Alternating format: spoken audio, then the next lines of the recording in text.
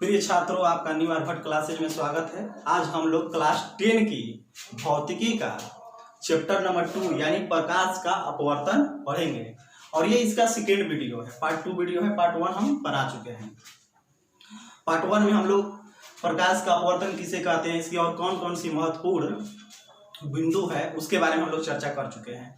आज हम लोग पढ़ेंगे विरल माध्यम और सघन माध्यम। तो पढ़ते हैं। विरल माध्यम और सघन माध्यम। सघन माध्यम पहले इसकी परिभाषा जान लेते हैं। विरल माध्यम का पहले जानते हैं कि जिस माध्यम में प्रकाश की चाल अधिक होता है उस माध्यम को विरल माध्यम कहते हैं। इसी का जस्ट उल्टा ये होता है सघन। जिस माध्यम में प्रकाश की चाल कम होता है उस माध्यम को हम लोग सघन माध्यम कहते हैं। ठीक है। अब किस माध्यम को हम लोग विरल कहेंगे, किस माध्यम को हम लोग सघन कहेंगे, ये एक तुलना के आधार पर निर्भर करता है। ठीक है, देखते हैं। मान लेते हैं हवा। हवा की तुलना हम लोग पानी से करते हैं। किससे करते हैं? पानी से करते हैं। जब हवा की तुलना हम लोग पानी से करते हैं तो क्या होता है? कौन विरल होता है, कौन सघन होता है? हम लोग जानते हैं कि हवा में प्रकाश की चाल 3 लाख किलोमीटर प्रति सेकेंड होता है, जबकि पानी में प्रकाश की चाल 2,25,000 किलोमीटर प्रति सेकेंड होता है। तभी हम बताएं जिस माध्यम में प्रकाश की चाल अधिक होगा वो विरल और जिस माध्यम में प्रकाश की चाल कम होगा वह सघन। तो ये तो अधिक है तो इसलिए क्या हो गया? विरल। यानी ये हो गया विरल माध्यम, ये क्या हो गया? सघन माध्यम। ठीक है, उम्मीद करते हैं समझ में आया होगा। यदि इसी का तुलना हम लोग, अब इसी पानी का तुलना यदि हम कांच से करें, कांच से, तो देखिए अगर पानी का तुलना अगर हम कांच से करते तो इस स्थिति में क्या होता है? तो पानी में प्रकाश की चाल क्या होता है? 2,25,000 किलोमीटर प्रति सेकेंड, जबकि कांच में प्रकाश की चाल क्या होता है? 2 लाख किलोमीटर प्रति सेकेंड। तो जब पानी की तुलना कांच में कर रहे हैं तो हम देख रहे हैं ये अधिक हो जा रहा है, हो जा रहा है। तो वही कहना हम चाहते हैं कि तभी इस स्थिति में जब पानी की तुलना कांच में करेंगे तो इस तुलना के आधार पर पानी क्या हो गया? विरल हो गया। ठीक, और कांच क्या हो गया? सघन हो गया। ठीक है, फिर से समझाते हैं। जब हवा की तुलना पानी से करेंगे तो उस स्थिति में हवा विरल है और पानी सघन है, और वही पानी की तुलना अगर कांच से करते हैं तो पानी क्या हो गया? विरल हो गया और कांच सघन हो गया। उम्मीद करते हैं अच्छे से समझ में आया होगा। ठीक है, मिटाते हैं। अब हम लोग को आगे पढ़ना है प्रकाशीय घनत्व। क्या होता है प्रकाशीय घनत्व, इसके बारे में हम समझाते हैं।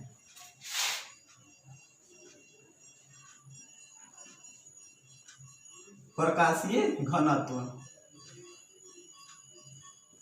देखिए प्रकाशीय घनत्व क्या होता है। इस तरह आप लोग के बुक में बहुत ही कम मात्रा में इसको पढ़ना है, लेकिन हम इसको एकदम डिटेल में बताते हैं।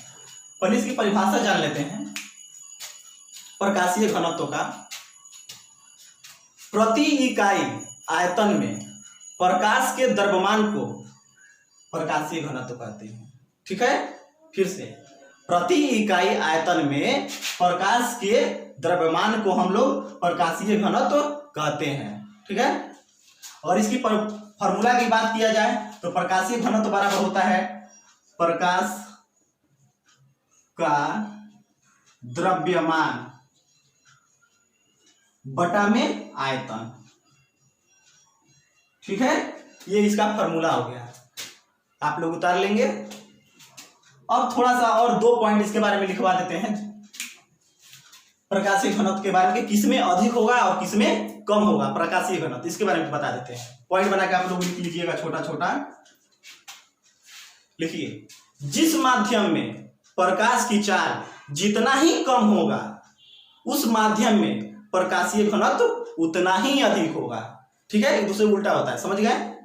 इसी का दूसरा पॉइंट, जिस माध्यम में प्रकाश की चाल जितना ही अधिक होगा उस माध्यम में प्रकाशीय घनत्व उतना ही कम होगा। बात समझ में आया? फिर समझाते हैं।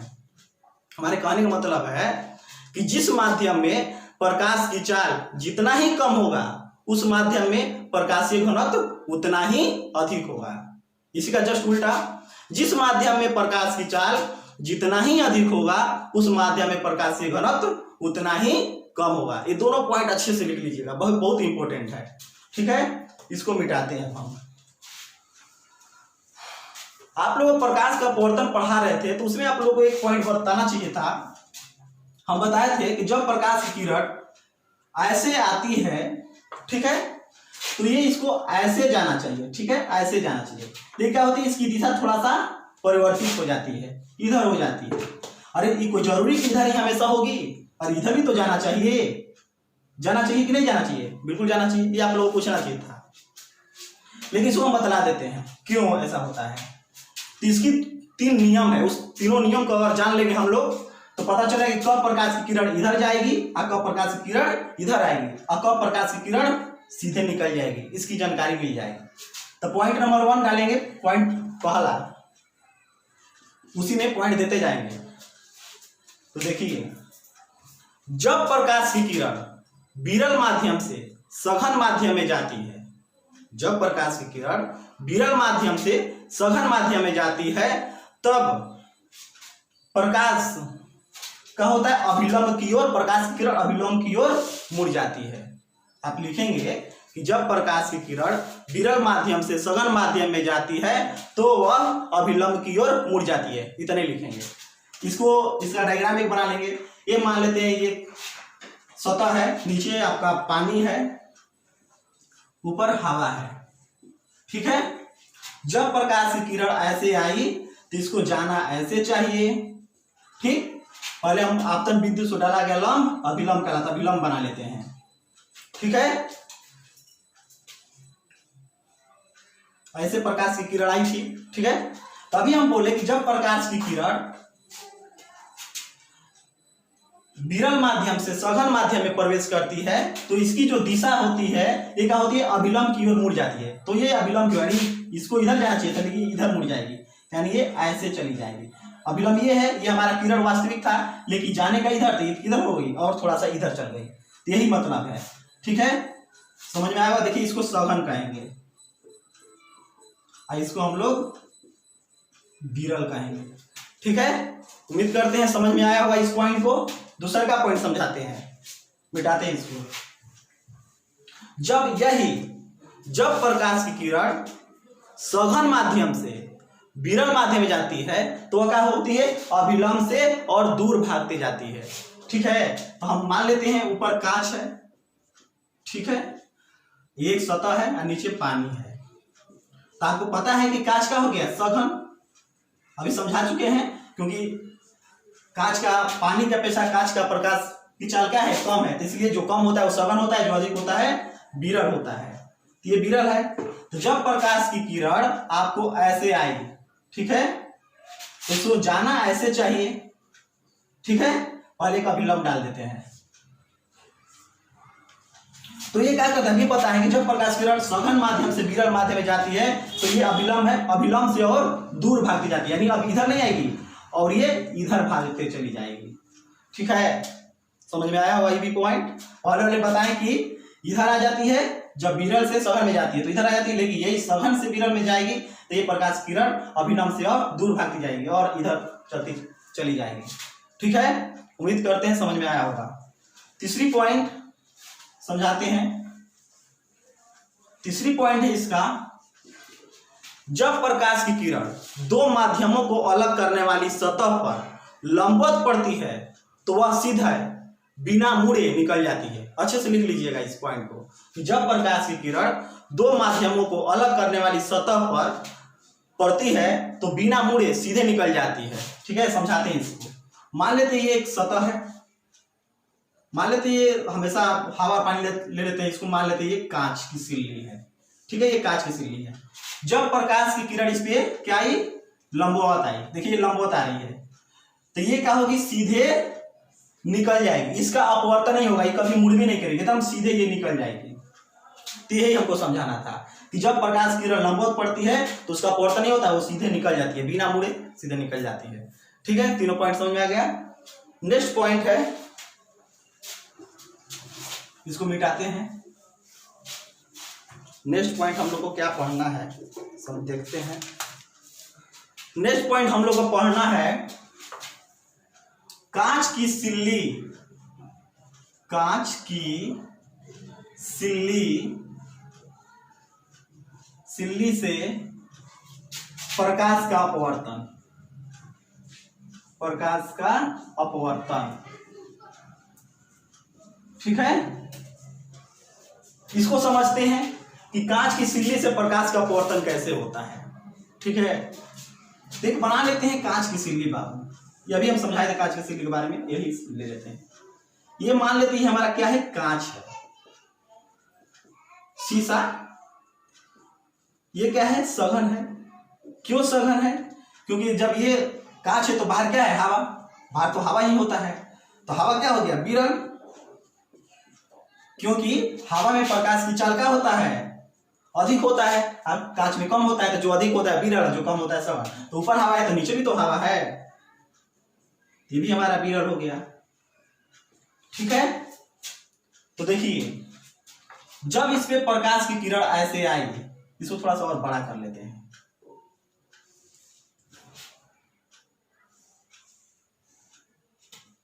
तो जब प्रकाश की किरण इस पे ऐसे आई, देखिए जब सतह पर पड़ी इसका अपवर्तन होगा, तो आपको जानते हैं ये विरल है और ये सघन है। तो जब प्रकाश की किरण विरल माध्यम से सघन में जाती है तो क्या होती है, वो अभिलंब की ओर मुड़ जाती है, इधर मुड़ती है, यानी इसको जाना ऐसे चाहिए था।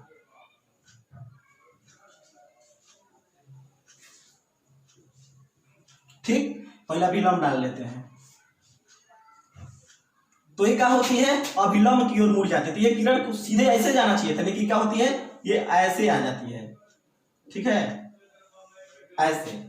ठीक, फिर इसी किरण का फिर से यहां पर अपवर्तन होगा, क्योंकि भी तो सतह है, यहां पर फिर से अपवर्तन होगा। तो देखिए जाना ऐसे चाहिए था, सीधे इसको ऐसे जाना चाहिए।